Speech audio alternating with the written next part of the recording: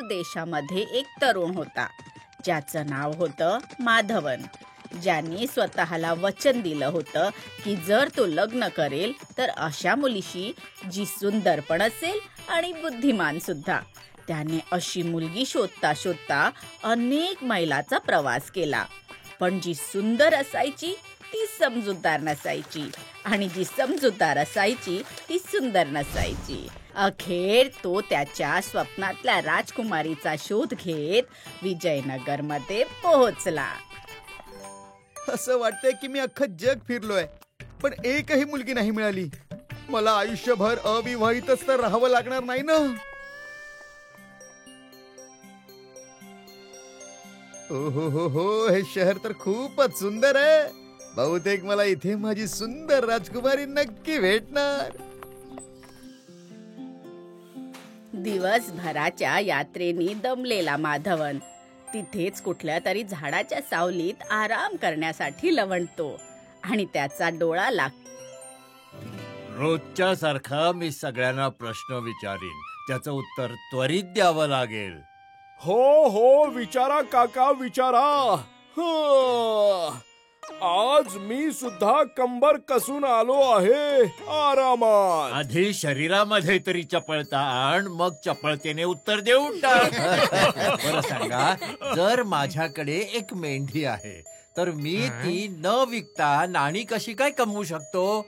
मेंढी पासून नाणी कमवण्यासाठी तर तिला विकावाच लागेल, पै पै जोडून. नाही, उत्तर चुकीचं आहे. तुम्ही म्हणत असाल तर मी प्रयत्न करू काका. ही कोणी मुलगी आहे की अप्सरा? जर माझ्याकडे एखादी मेंढी असेल तर मी तिला भरपूर खाऊ पिऊ घालेन, तिला सांभाळेन, तिची सेवा करेन. अगं, फायदा करून द्यायचा आहे आयशा बाळा. तिला दाणा पाणी देऊन नुकसान करायचं नाहीये, पै पै जोडून. फायद्यासाठी थोडा धीर धरावा लागतो काका. तुम्हाला माझं पूर्ण उत्तर ऐकेपर्यंतचा धीर आणि मला मेंढी मोठी होईपर्यंतचा. हा, तर मेंढी ज्या वेळी मोठी होऊन धष्टपुष्ट होईल तेव्हा मी तिचं लोकर, दूध आणि शेण विकून भरपूर पैसे कमवीन. बरोबर उत्तर आहे. अरे वा, ही तर अगदी तशीच आहे जिच्या शोधात मी इकडे तिकडे भटकत होतो. सुंदरते सोबत बुद्धिमान सुद्धा. वा वा वा वा वा वा, काय उत्तर देते ही पटापटा. वा वा वा.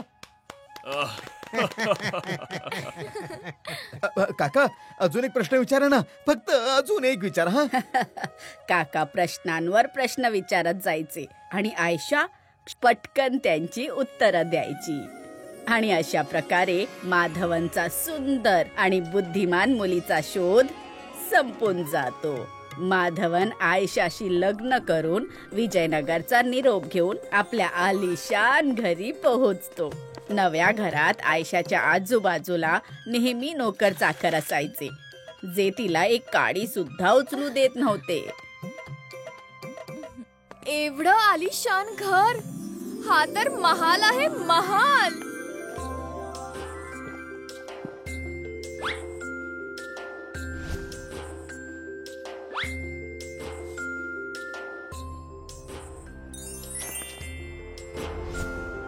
जी आयशा अख्ख्या गावात फेरफटका मारत होती, आता ती दिवसभरात 2 पावलं सुद्धा चालत नव्हती. एकंदरीत आयशाला तिची ही नवीन जीवनशैली आवडायला लागली. हळूहळू काळ पुढे गेला आणि शरीराला गरजेपेक्षा जास्त आराम मिळाल्याने आयशाच्या शरीराच्या अंगांनी एक एक करून काम करणं बंद करून टाकलं. आयशाला दाखवण्यासाठी माधवनने कित्येक वैद्य आणि हकीम बोलावले, पण कोणाच्याच औषधांचा आयशावर काहीच परिणाम नाही झाला. हळूहळू आयशाच्या आजारी पडण्याची बातमी उडत उडत तिच्या गावी विजयनगरमध्ये पोहोचली. मी बरी करीन तिला.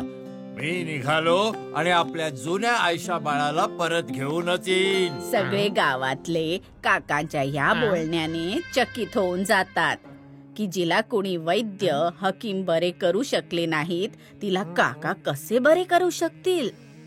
काका सरळ तिथून निघून माधवनच्या महालात जाऊन पोहोचतात. काका तुम्ही हो, मी आलोय हा आयशा. आता तू अजिबात काळजी करू नकोस हा बाळा. तुला तर मी आता बरं करूनच जाईन. तुम्ही इथे आल्याबद्दल मी तुमचे आभार मानतो. तुम्ही जसं सांगाल तसंच मी करणार. तुम्ही फक्त माझ्या आयुष्याला बरं करा. नक्की. सगळ्यात आधी मला इतर कुणी बनवलेल्या जेवणावर विश्वासच नाही. हे काय बोलताय तुम्ही?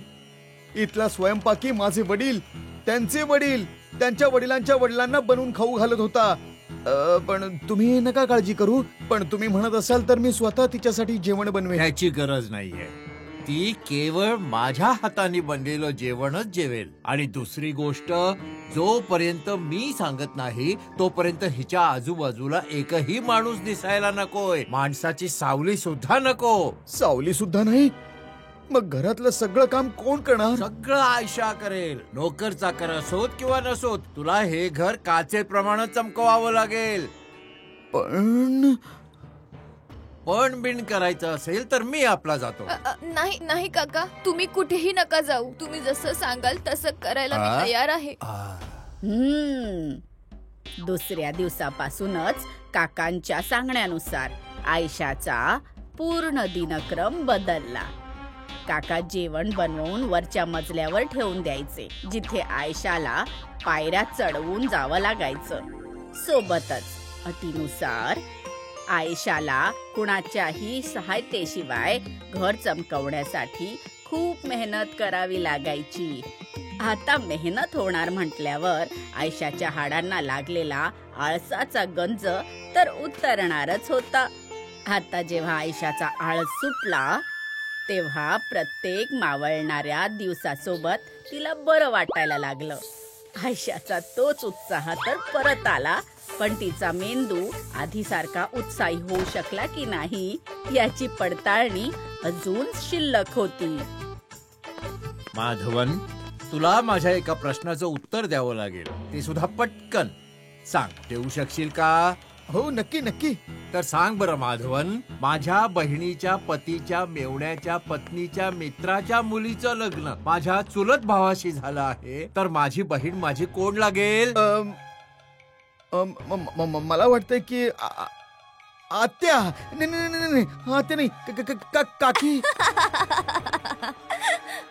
काय काका, तुमची बहीण तर तुमची बहीणच लागेल ना.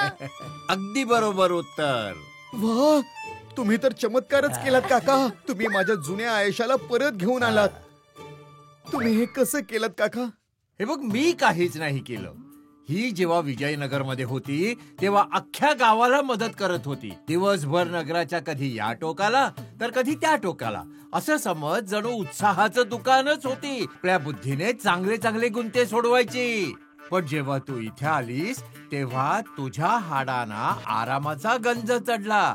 मी तर फक्त आधीप्रमाणे राहायची सवय लावली. तुझ्या हाडांना आणि बुद्धीला लागलेला गंज आपोआपच निघून गेला. असं तर ही होती तुमची योजना. If you like this video, subscribe to our channel Murthy Media.